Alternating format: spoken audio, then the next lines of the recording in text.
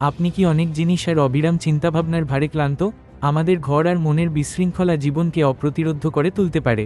দেখা করুন আনিয়ার সাথে, একজন তরুণী শিল্পী যার ছোট অ্যাপার্টমেন্ট প্রকল্পে উপচে পড়েছিল।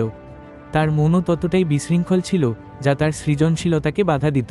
সে প্রায়শই ক্লান্ত, সহজেই হতাশ বোধ করত এবং বিশৃঙ্খলার মাঝে শান্তি কামনা করত। এক রৌদ্রোজ্জ্বল সকালে তার জ্ঞানী দিদিমা লিনা দেখা করতে এলেন। লিনা আলতো করে পরামর্শ দিলেন, তোমার স্থান পরিষ্কার করলে তোমার মন পরিষ্কার হতে সাহায্য করবে প্রিয়।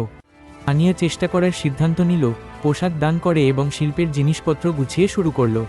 সে ধ্যানের জন্য একটি শান্তিপূর্ণ কোণ তৈরি করল, সাধারণ নিরামিষ খাবার উপভোগ করত। ধীরে ধীরে তার অ্যাপার্টমেন্ট রূপান্তরিত হলো এবং তার মেজাজও কম বিশৃঙ্খলা থাকায় সে হালকা, আরও মনোযোগী বোধ করল এবং সত্যিকারের অভ্যন্তরীণ শান্তি আবিষ্কার করল। আপনার জীবনকে সরল করা কেবল জিনিসপত্র ফেলে দেওয়া নয়, এটি আনন্দ এবং প্রশান্তির জন্য জায়গা তৈরি করা। মন, শরীর এবং চারপাশের সবকিছু গোছানো গভীর অভ্যন্তরীণ শান্তি এবং একটি পরিপূর্ণ জীবনের দিকে নিয়ে যায়। আরও অনুপ্রেরণাদায়ক বিষয়বস্তুর জন্য বেঙ্গলি রেপো সাবস্ক্রাইব করুন, লাইক করুন এবং মন্তব্য করুন।